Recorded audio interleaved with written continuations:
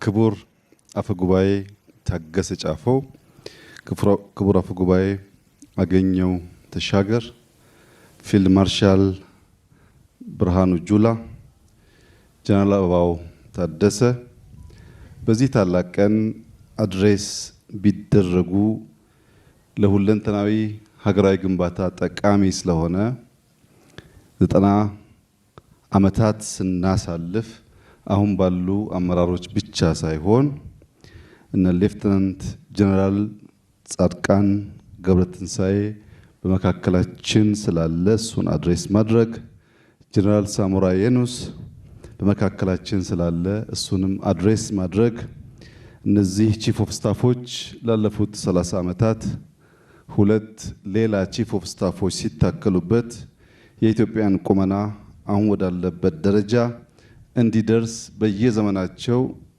የራሳቸውን አስተዋጽኦ አድርገው ያለፉ በመሆኑ በጋራ ተሰባስበን እንዲህ ባለው ሁኔታ 9 ዓመታት የተሻገረውን አየር ኃይላችንን በጋራ ሰለብሬት ማድረጋችን ታላቅ መታደል ነውና እንኳን ደስ ያላችሁ፣ እንኳን በሰላም መጣችሁ።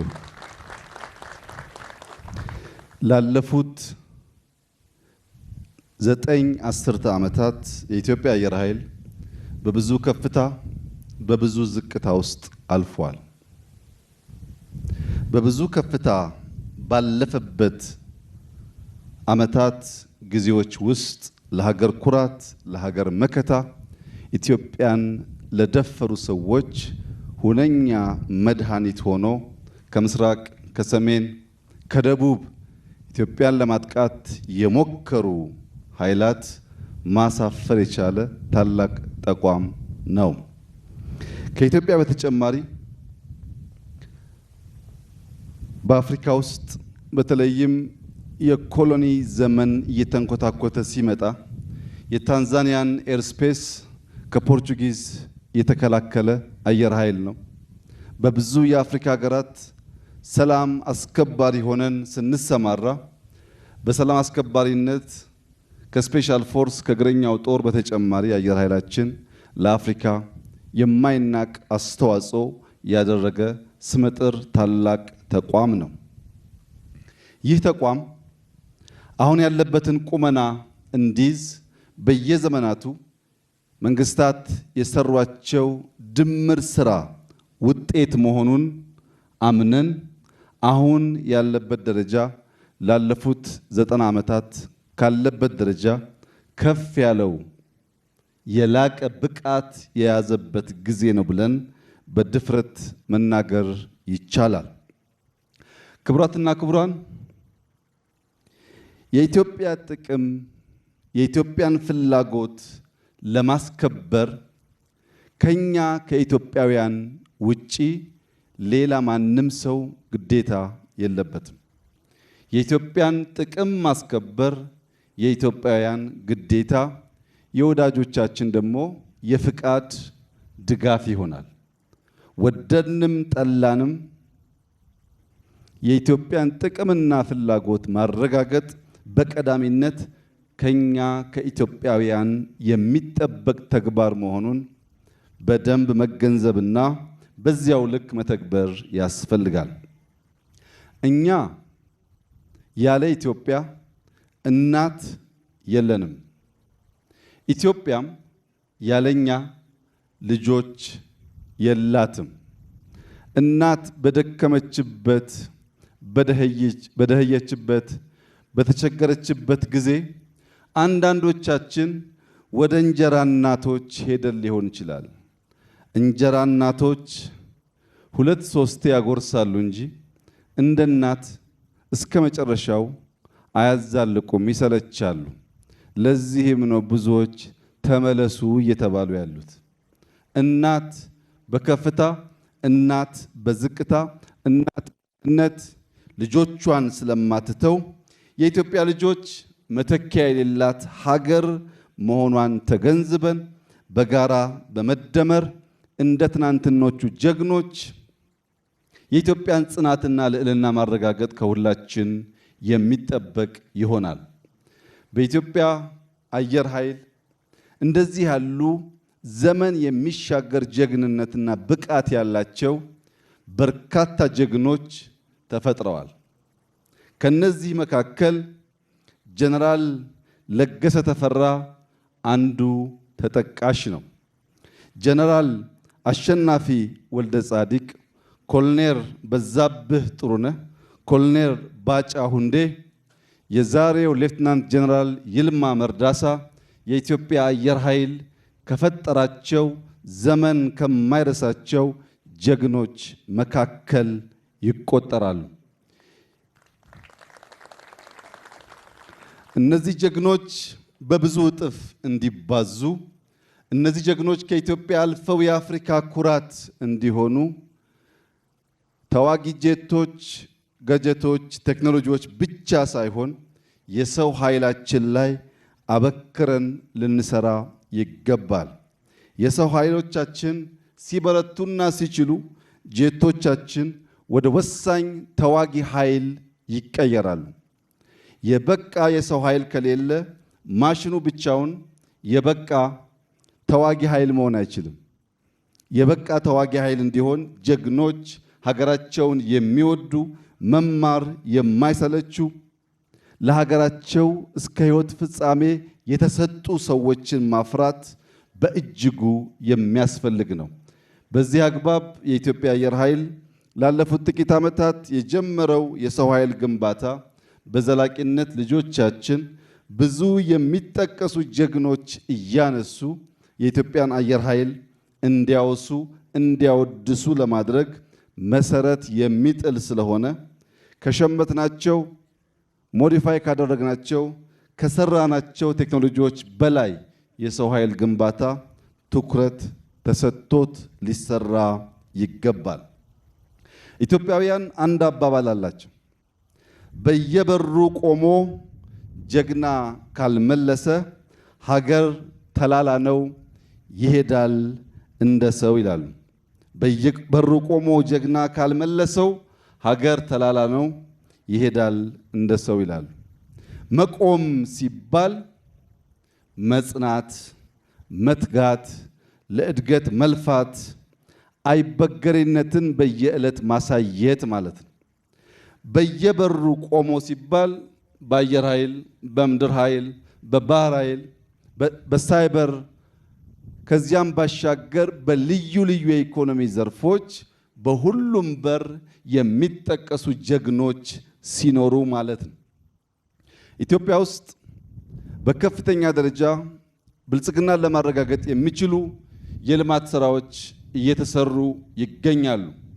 በዚህ የምትገኙ ጀግኖች ካለምንም ጥርጥር በአፍሪካ ግንባር ቀደሙ የልማት እንቅስቃሴ እየተፈጸመ ያለው በኢትዮጵያ መሆኑን በኔ ብቻ ሳይሆን በዓለም አቀፍ ተቋማት ማረጋገጫም ጭምር በእርግጠኝነት መናገር ይቻላል። ባለፈው ዓመት 9.2% እድገት አረጋግጠናል። በዚህ ዓመት ቢያንስ 10.3% እድገት እንደምናረጋግጥ የ6 ወር የሥራ አፈጻጸማችን ያመላክታል። በኢኮኖሚው ረገድ በግብርና፣ በማይኒንግ፣ በቱሪዝም፣ በቴክኖሎጂ፣ በኢንዱስትሪ እየሰራን ያለነው ስራዎች በጠንካራ የጸጥታ ኃይል ካልተገነባ ዋጋ የለውም። በዓለም ላይ እንደምታዩት ጠንካራ ኢኮኖሚ ያላቸው ይህንን ዘርፍ ችላ ያሉ ሀገራት አሁን ያሉበት ሁኔታ ሁላችንም የምናየው ነው። ይህንን ጉዳይ በሚዛን አስተካክሎ መምራት፣ መስራት፣ መገንባት ያስፈልጋል።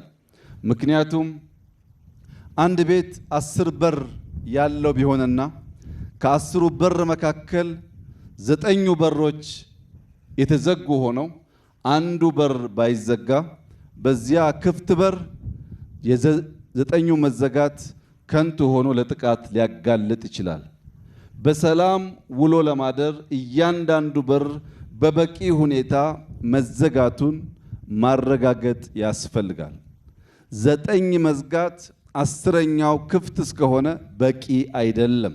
ስለሆነም በኢኮኖሚ፣ በዲፕሎማሲ፣ በፖለቲካ እንዲሁም በወታደራዊ አቅማችን በሚዛን ሁሉን ማሳደግ ስንችል የጸናች የተፈራች የተከበረች ኢትዮጵያን ለልጆቻችን ማስረከብ እንችላለን።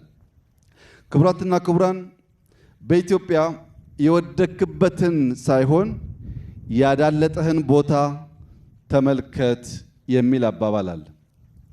የወደቅንበትን ሳይሆን ያዳለጠንን ቦታ ስንመለከት አየር ኃይላችን ምንም እንኳ 90 ዓመታት ያስቆጠረ ቢሆንም በዕድሜው ልክ በቂ ተከታታይ ግንባታ እንዳልተደረገለት በውል ማየት ችለናል። ከዚህም የተነሳ ባለፉት 5 ዓመታት ከሞላ ጎደል 5 ዓመታት የ85 ዓመቱን ስራችንን የሚተካከል የቴክኖሎጂ የሰው ኃይል አየር በምድር ብቻ ሳይሆን ከአየር ጥቃት ኢትዮጵያን ለመከላከል የሚያስችል በርከት ያሉ ቴክኖሎጂዎች ለመታጠቅና ብቃታችንን ከፍ ለማድረግ ሰርተናል። በሚቀጥሉት 5 ዓመታት አሁን ያለንበትን የአየር ኃይል አቅም በእጥፍ ደረጃ ለማሳደግ የኢትዮጵያ መንግስት ግልጽ እቅድ፣ በጀት እና ምንጭ ለይቶ ከዋና ዋና አምራቾች ጋር በትብብር ስራ የጀመረ ሲሆን ዛሬ የአራተኛውን ትውልድ የመዋጋት ብቃት የገነባው አየር ኃይላችን በ2030 ወደ 5ኛው ትውልድ የሚሸጋገር በቁጥርም ከተዋጊ አንጻር አሁን ያለው በእጥፍ ቁጥር የምናሳድግ ይሆናል። በአየር ኃይል መብቃት ማሳደግ የሚያስፈልግበት ዋናው ምክንያት በስጋና በአጥንት ድል ማስመዝገብ ያደረ የቀረ ስርዓት ስለሆነ በቶክስ አቅም፣ በፕሪሲሽን፣ በቴክኖሎጂ ብዙ ምሽጎች ማፍረስና ውጊያን ማሳጠር ታሳቢ ያደረገ አቅጣጫ እንከተላለን። እያንዳንዱ ኢትዮጵያዊ ውድ ስለሆነ ቴክኖሎጂን በመጠቀም የሰው ሕይወት በመቀነስ የምንፈልገውን ድል ለመጎናጸፍ እንዲያበቃን በሚቀጥሉት 5 ዓመታት ቢያንስ አሁን ያለው አቅማችን በእጥፍ የሚያድግ ይሆናል። ኢትዮጵያ ለወዳጆቿ በሯን እየከፈተች በትብብር ለመስራት አብሮ ለማደግ ለመማማር ሰፊ ጥረት እያደረገች ትገኛለች። በዚያው ልክ ለጠላቶቻችን በራችን በቅጡ መዘጋቱን ማረጋገጥ ያስፈልጋል። ባለፉት 100 ዓመታት ጠላቶቻችን ከቅርብና ከሩቅ የኢትዮጵያን አጠቃላይ አቅም ለማዳከም ስትራቴጂ ጥቅሞቿን ለማደናቀፍና ጥቅሞቿን ለመጋራት በብዙ ደክመዋል፣ በብዙ ሰርተዋል። ያ እንዳይደገም ወዳጆቻችን በራችን ክፍት ነው። በትብብር አብረን ለመስራት አብረን ለማደግ ያለንን ቁርጠኝነት በድጋሚ እያረጋገጥኩ ጠላቶቻችንን በሚመለከት ግን የኢትዮጵያን ክብር፣ የኢትዮጵያን አንድነት፣ የኢትዮጵያን ብሔራዊ ጥቅም ለማስከበር ተኝተን የማናድር መሆኑን በድጋሚ ማረጋገጥ እወዳለሁ። ወዳጅም ጠላትም አንድ እንዲገነዘብ የምፈልገው ነገር ኢትዮጵያን በቅጡ ኢትዮጵያን በበቂ አናቃትም። ኢትዮጵያ ከምታውቋት ያለፈች ሀገር ናት። በሀብቷም በታሪኳም በብቃቷም። ከዚያ ባሻገር ኢትዮጵያ እያደገች ያለች ሀገር ናት። የአፍሪካ ትንሣኤ የአፍሪካ ተመልሶ የማደግ ምልክት የምትሆን ሀገር ናት። ከእንደዚህ ያለው ሀገር ጋር ተስማምቶ ተባብሮ አብሮ ማደግ ብቻ ነው የሚያዋጣው። ከዚያ ውጭ ያለው አማራጭ ጥፋት ስለሚያስከትል አንዳንዴ የምትስቱ ቆማችሁ የቀራችሁ ወደፊት መራመድ የምትቸገሩ ሱ30 ጄሲ10 ወይም ከዚያ ያለፉ ቴክኖሎጂዎች ሲጠሩ ይሄ ደግሞ ምንድነው ብላችሁ ግራ የሚገባችሁ አሁንም ሚግ 21 ላይ ያላችሁ ሀገራት ደጋግማችሁ እንድታስቡ የሚያስፈልገው ኢትዮጵያ ትናንትና ላይ የቆመች ሀገር አይደለችም። ኢትዮጵያ ነገን ለመዋጀት አበክራ የምትሰራ ሀገር ናት። የማንንም አትፈልግም። የራሷን በየዋህነት በተላላ በአጭር ጊዜ ድል አሳልፋ አትሰጥም። የተሰጠ ካለም ማወራረዷን አትተውም። በኢትዮጵያ ውስጥ ብልጽግናን እናረጋግጣለን። በኢትዮጵያ ውስጥ የጀመርነው እድገት ምንም አይነት ፈተና፣ ምንም አይነት እንቅፋት ያፈጥነዋል እንጂ አያቆመውም። በኢትዮጵያ ውስጥ ተረጂነት ታሪክ ይሆናል። በኢትዮጵያ ውስጥ አሁን ያለው ተስፈኝነትና ለጠላት ተሰላፊነት የአምስተኛውን ረድፍ ተከታይ ኃይሎች ይመናመናሉ። የኢትዮጵያ ሰላም፣ የኢትዮጵያ አንድነት፣ የኢትዮጵያ ብልጽግና በኢትዮጵያውያን በጋራ ትብብር የሚረጋገጥ ይሆናል። ኢትዮጵያ ለኢትዮጵያውያን ሁሉ የምትጠቅም፣ የምትበጅ፣ የምትሸከም እውነተኛ እናት እንድትሆን ሁሉም ዜጎች በእኩል የሚታዩባት፣ በእኩል የሚስተናገዱባት፣ የከፋቸው ያልመሰላቸው ካሉ በይቅርታ የሚታቀፉባት፣ ኢትዮጵያና ኢትዮጵያውያን ጥቅማቸውን ለሌሎች አሳልፎ የማይሰጡባት፣ ልጆቻችን ወደ ኋላ መለስ ብለው ታሪክ ሲመለከቱ በሁሉም መስፈርት የሚኮሩበት ተግባር ፈጽመን የምናልፍ መሆናችንን በድጋሚ እያረጋገጥኩ ኢትዮጵያ በልጆቿ ጥረት ታፍራና ተከብራ ለዘላለም ትኑር። ኢትዮጵያና ሕዝቦቿን ፈጣሪ ይባርክ።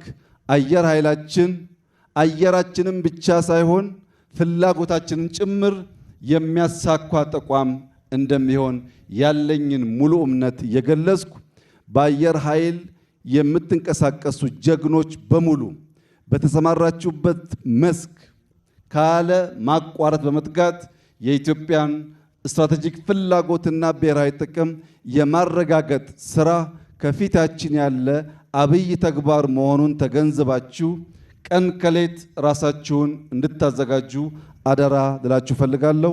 አመሰግናለሁ። ክቡር ዶክተር